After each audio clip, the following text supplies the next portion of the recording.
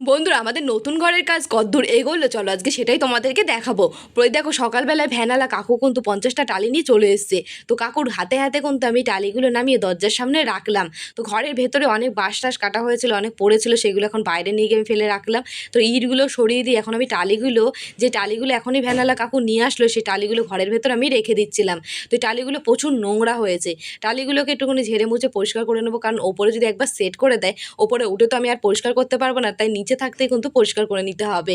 তো ঘরের ভেতরটা পরিষ্কার করে নিয়ে এখন আমি ঝাঁটা দিয়ে এই টালিগুলোকে খুব ভালো করে ঝেড়ে নিচ্ছিলাম।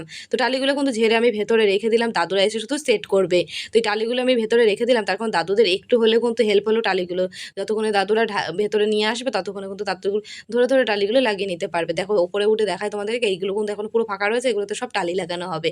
তো নতুন ঘরের কাজ কিন্তু এখনও এই অবধি হয়েছে, এখন অনেক কাজ বাকি আছে। তো পুরো কাজ কমপ্লিট হলে তোমাদেরকে অবশ্যই আমি দেখাবো। তো ঘরের ভেতরটা এখন আমি পরিষ্কার করে ঝাঁট দিয়ে নিই, চলো।